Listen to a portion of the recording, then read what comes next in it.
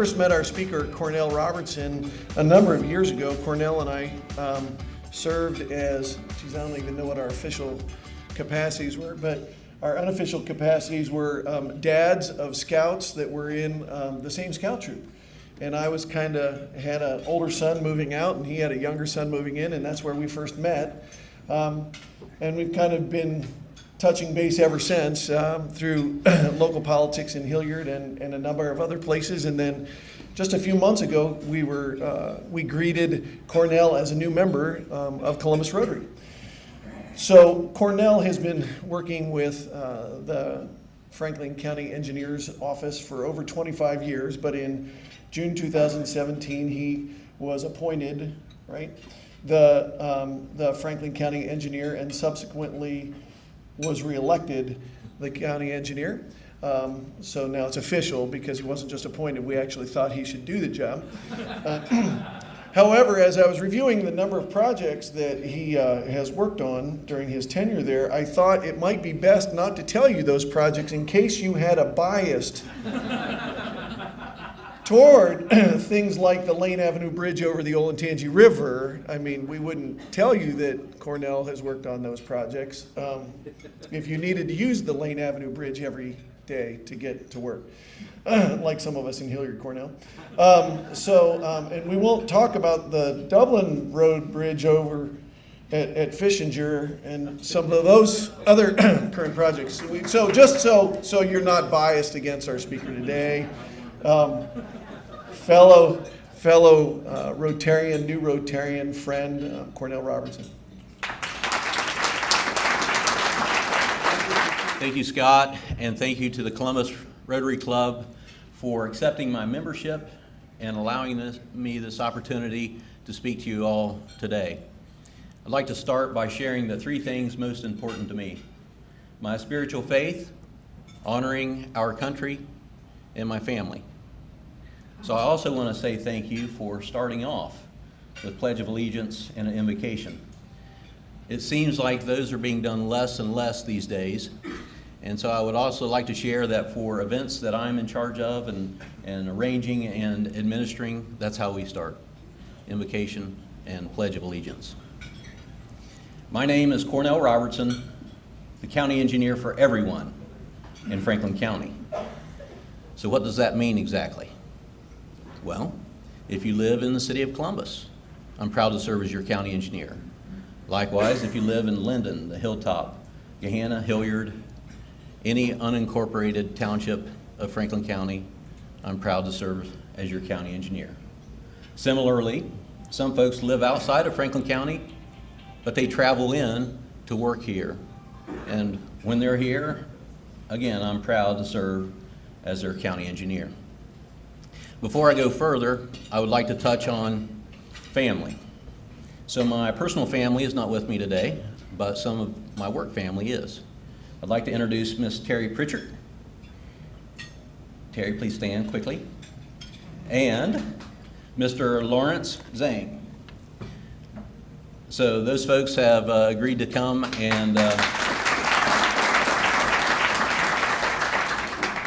Terry is the executive assistant, and Lawrence is an intern who has recently graduated from high school and has interest in what we do at the county engineer's office, and so very happy to serve at their side. And thank you for coming. A little background. I grew up in Waverly, which is in Pike County down south. My dad and my grandpa were both in the construction industry, so I knew at an early age I wanted to be in construction one way or another. I can remember being interested in science and math in elementary school, so I recall in 6th grade even learning that the civil engineer is the engineer associated with construction, and decided that's what I'd like to be someday. Now there's a little irony. My dad and my grandpa were not engineers, and so I grew up hearing about how difficult engineers are to work with. Lack of common sense and those kinds of things. But they were a loving family and accepted the notion of wanting to be an engineer, but my dad in particular emphasized that I not lose sight of common sense. And so that's what I've tried to do. Very fortunate, my mom taught me the importance of spiritual faith, the power of positive thinking. My dad taught me the importance of being respectful and the value of hard work. And so in high school, I worked very hard and was fortunate to receive, back in 1988, the Rotary Scholarship for Pike County. You may not recognize me, but I'm there on the left, much younger, much skinnier and more hair. But thank you to the Rotary Club of Pike County. That scholarship helped me get through Ohio State University and acquire my degree and then find profession as a county engineer. Our team at the county engineer's office, we have 3 branches: engineering, operations, and support services. We have 15 departments and about 180 employees. We have a young adults program with college interns. I started out as a college intern myself back in 1991, and I was on the Lane Avenue Bridge over Scioto River right here in downtown. And I can still remember my first day on the job thinking, wow, if an agency does projects like this, I'd love to work here someday. And it simply worked out that way, and I've been there for 27 years now.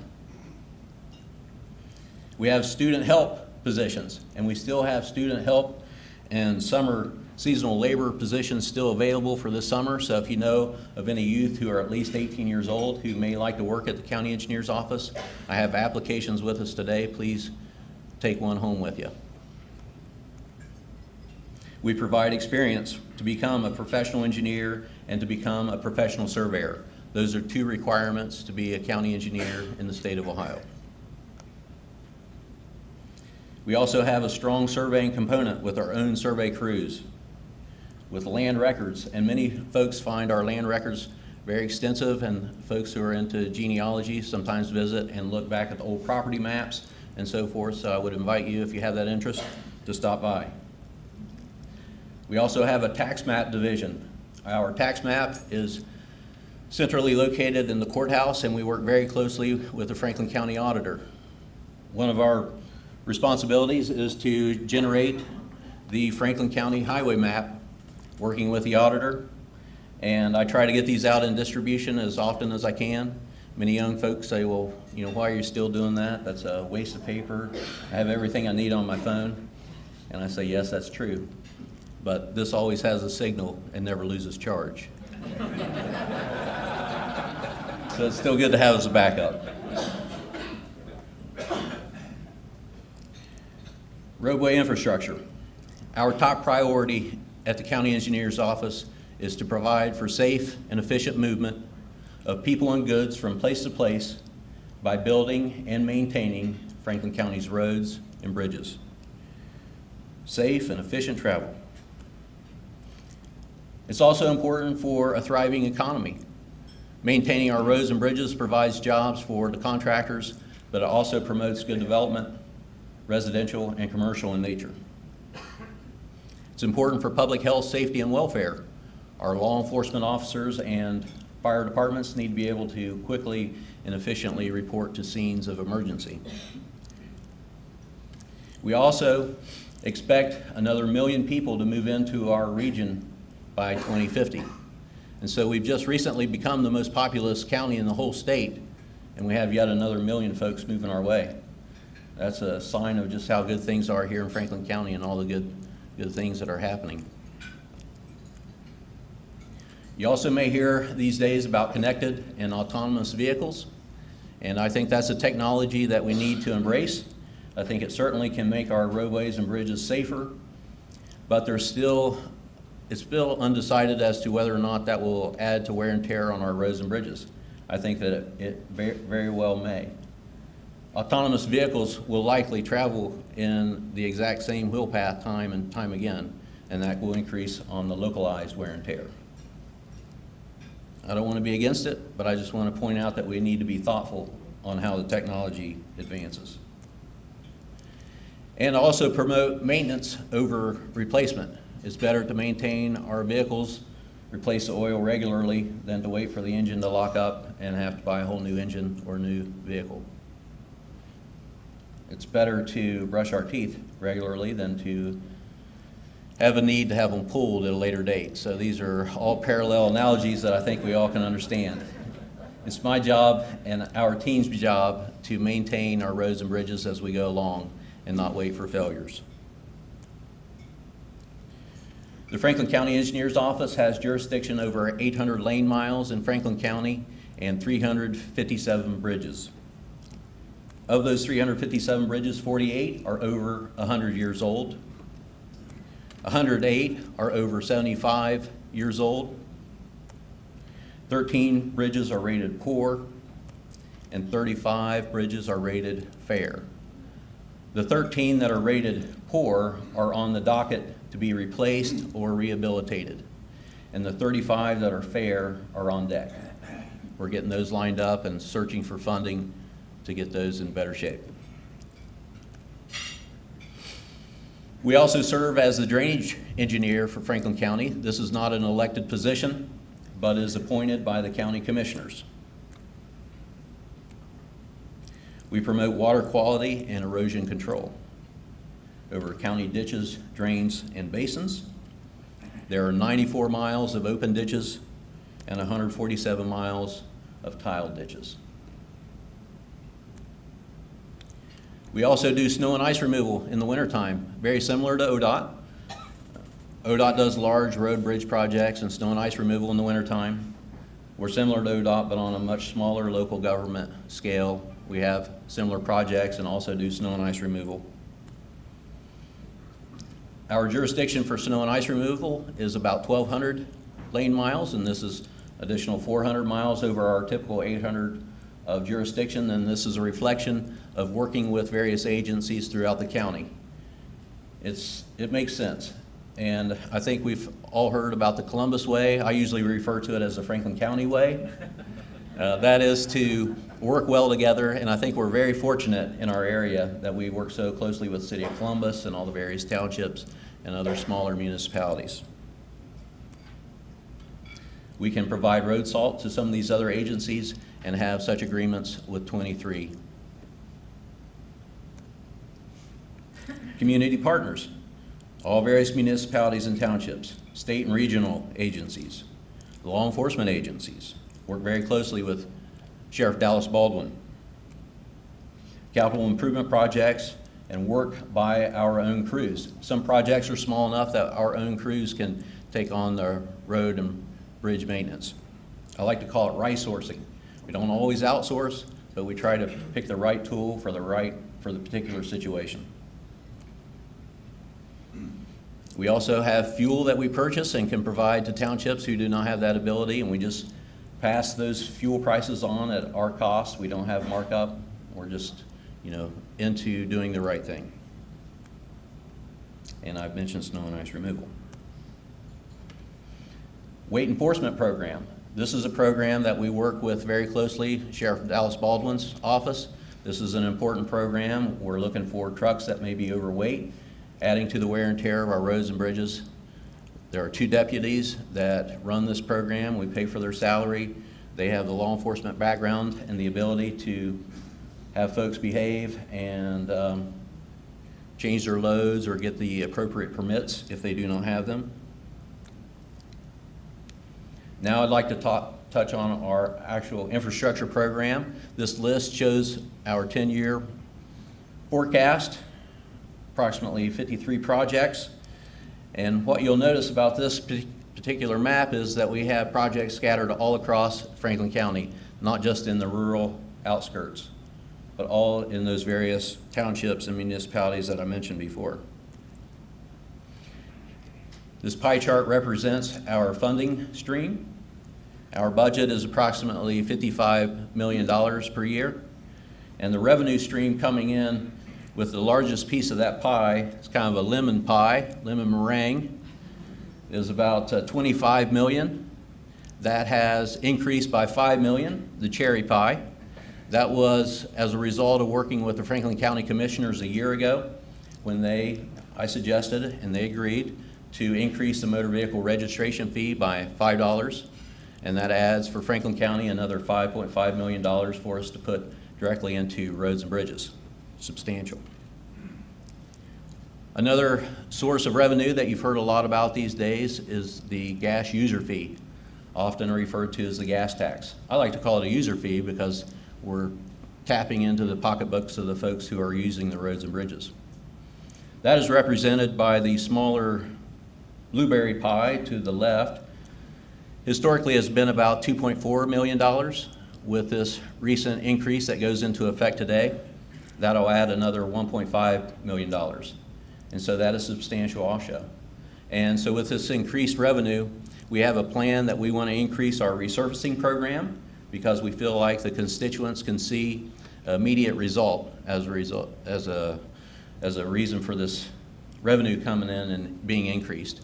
We also plan to increase our efforts in design, and that'll translate in a few years to additional road and bridge projects out on the streets for contractors to competitively bid on.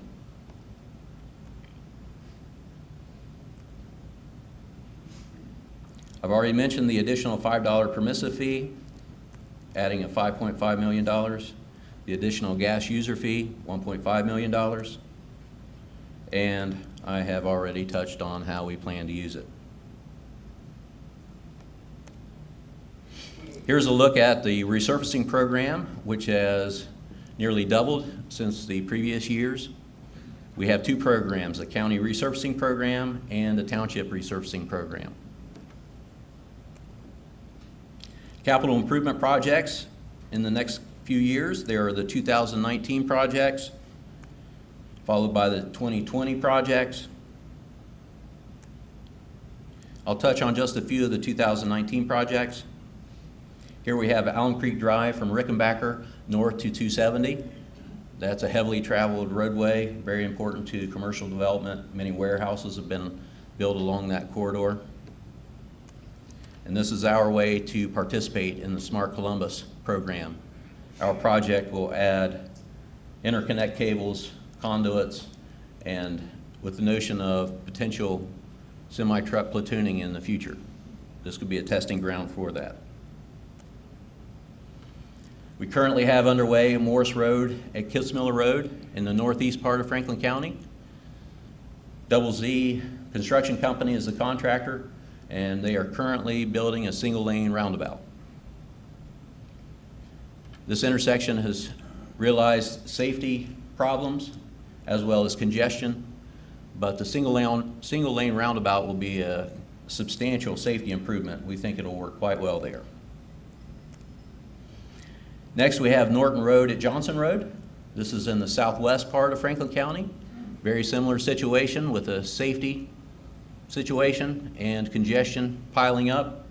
Again, this intersection will receive a single-lane roundabout, and Strasser Paving Construction is the contractor for that job. 2020, again back on the Allen Creek Drive corridor. This is the intersection at Roar Road. We'll add additional turn lanes, improve the traffic signal, replace it. Next is Reynoldsburg New Albany Road at Clark State Road, again in Jefferson Township. Very highly congested intersection. If anyone is familiar with that intersection, I'd like to actually play a little video to share the kinds of traffic that we deal with as the county engineer's office.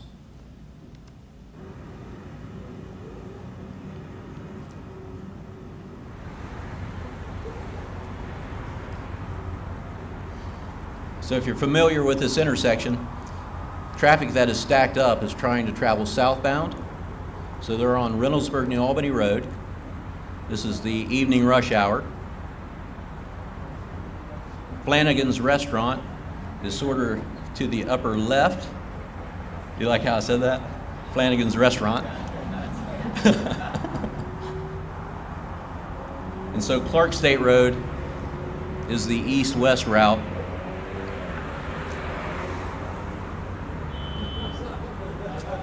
Frustration builds.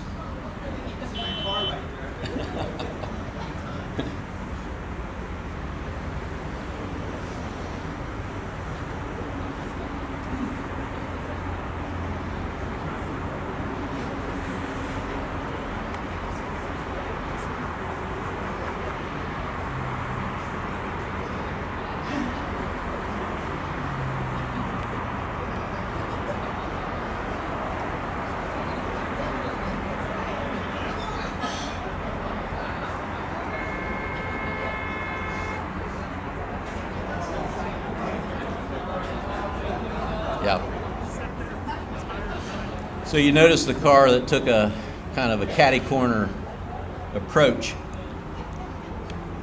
and there it is.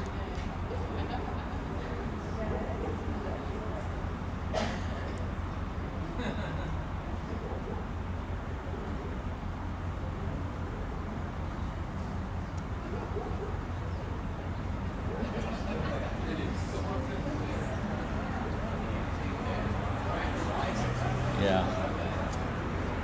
So that's not ideal.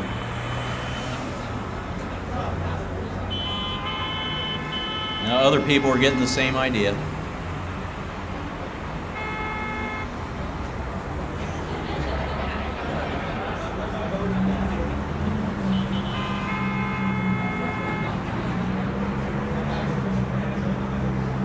Not ideal.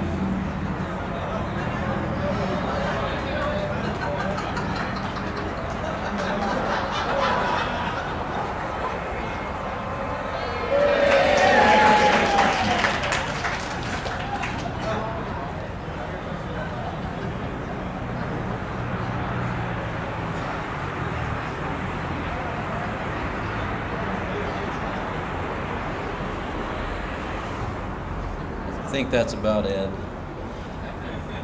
But that gives you a little idea of the roadways and the intersections that we're involved with. Really a pretty small intersection, but for those who live in that area, it's a huge impact on their daily commute. And I like to remind folks that ODOT and federal government they're all very important with the interstate routes and the state routes. But each trip begins and ends on a local route, so we need to keep intersections like this in mind.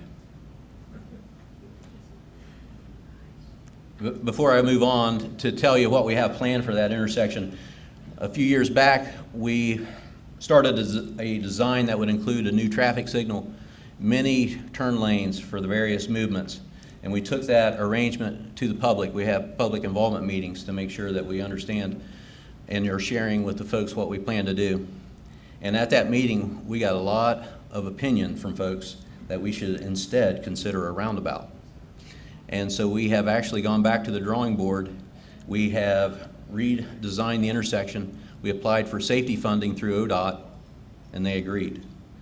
And so this is, I think, an example of how our public policy, our transparency, and our forward thinkingness allows us to zero in on the best situation, or the best improvement possible. Smaller project in the west part of the county. This is west of Georgesville Road, south of Broad Street, working with Franklin Township. Here we have Trayview Road over Norfolk Southern railroad bridges.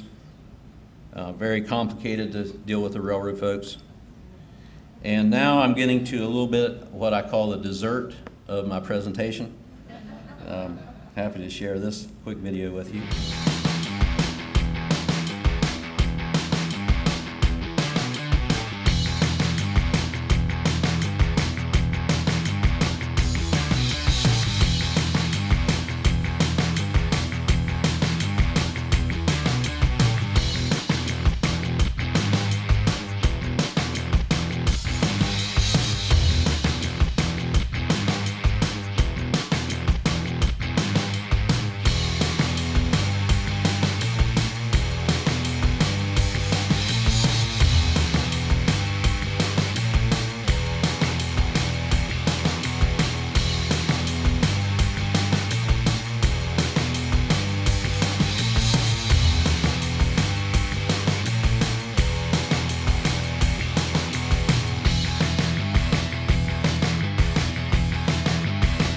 That was a project that we worked very closely with the Delaware County Engineers Office. Smothers Road is the county line, again, between Franklin County and Delaware County.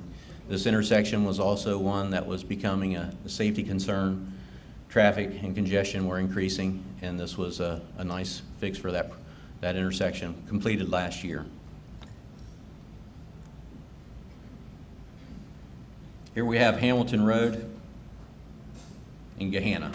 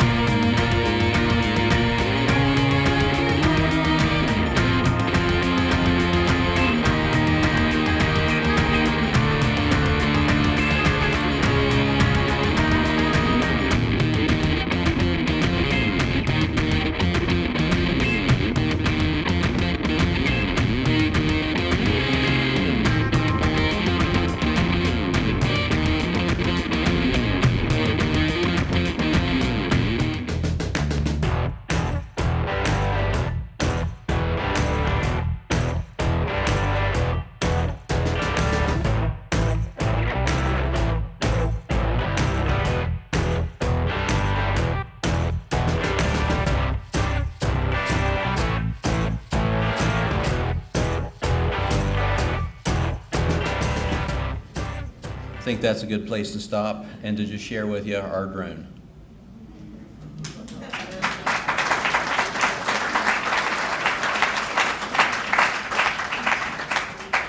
Again, my name is Cornell Robertson, the county engineer for everyone in Franklin County. Thank you.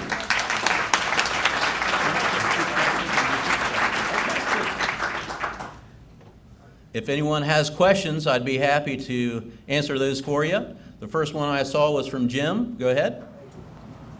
I'm in Stafford, so it's a little bit selfish, but Obetz, that whole area down there, 7 square miles, nice roads, but there's absolutely no sidewalks anywhere in Groveport. Is there, and for people, it's a challenge getting to work because they can't walk the bus out to their job. They're either in the grass or on the side of the road getting wet, or they might get hit by a car. Is there any idea about putting sidewalks throughout the Groveport area to make it accessible for people with jobs? Okay. So Jim is pointing out that the area of Obetz and Groveport in the southeast part of the county, very industrialized, a lot going on down there, but really not too much in the way of pedestrian facilities. And so I am aware of many different projects that are going on in that area.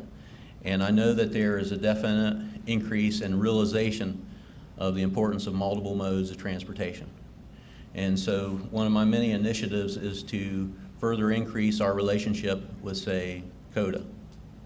Also increase our relationship with the pedestrians of our county. And so it's difficult as a county engineer to take on projects that are specifically for pedestrian facilities, but when we do a roadway project, it's perfectly acceptable to incorporate those into our designs. So that project that I mentioned at Allen Creek and Roar, that has an element for that consideration. We're going to build sidewalks and shared use paths at that intersection that we may not have in our past. It's nice. Greenpoint Drive is about a mile long, and that area gets sidewalks all up and down. It's amazing. It's the only street that has it. Greenpoint Drive. Yep. Yes, ma'am. Yes, I'm finding out that many people do not know how to use the roundabout. I would like to recommend public service announcements, probably in the slides will avail the local news to help people learn so they'll not be hesitant. Yes. So The question or the comment deals with roundabouts and the educational component that is required in their area, and I agree wholeheartedly with that. The first roundabout that we were involved with would be the roundabout at Morris Road and Johnstown Road. That is right basically on the border of Gahanna, New Albany. There is a City of Columbus jurisdiction there. ODOT has some jurisdiction, as well as the County Engineer's Office. So it's very complicated jurisdiction-wise. But even with that project, we had a large outreach effort for education. We would give presentations at any homeowners association who was willing to listen to us. And just as the roundabout was opening, we even had several of our county engineers, employees with county vehicles, and we would help people ride and navigate through the roundabout just to give them a feel for how it would operate. And that was very well received, but it's an effort that is ongoing. And we are also working very closely with ODOT. And ODOT is trying to get a little bit more time spent in the driver education programs for our youth. That one three went from 2 lanes to 1 lane. Circle. They started with 2 and then they went down to 1. Yes. Yes, that was an adjustment that we made based on the general concept of how we typically design roadway and bridge improvements. We typically look out into 20-year forecast and plan for that traffic. Well, we've come to realize that roundabouts bigger is not always better. Roundabouts need to be just big enough. And so with that change that we made, it was more reflective of today's traffic. But it's still expandable for the future. When that traffic comes, we'll be able to reopen those lanes and handle that traffic. One more question. And so this gentleman had his hand up, and that is Mr. Robertson, is it not? Yes, Mr. Robertson. Yes. That first roundabout at the Red Bank Shop Road Smothers, just what's the cost of that roundabout? Those are just 2-lane roads versus the 4-lane of Smothers. Yes. What's the same cost of just that roundabout? Curiosity. Just, I'd say a little bit less than $2 million. And again, that was a safety-driven project. We applied to ODOT for their safety funding pot of money, and the benefit cost ratio was very good on that application. And so we were fortunate to be awarded with that funding, which helped out tremendously. Mhm.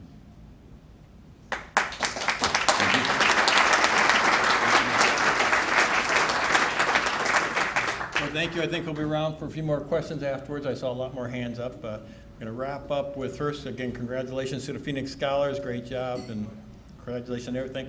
And then 3 dates and a dues. The dues part is just dues were due yesterday, so I'm sure everybody here paid, but in case you didn't, get them in. The 3 dates are, of course, first is July 4th. Our leaders of our country and our veterans through the years have given us a great holiday to celebrate, so enjoy that. Next week, July 8th, we are not meeting, so if you show up next week, there'll be reasons not set up. And then 2 weeks, we have a president. We will be back here, and we'll be back in the other room, and our speakers from the Division of Liquor Control. So I'm sure different people have different things in mind with that, what liquor control means, but I think this is the official version. So with that, I'm going to call this meeting to adjournment.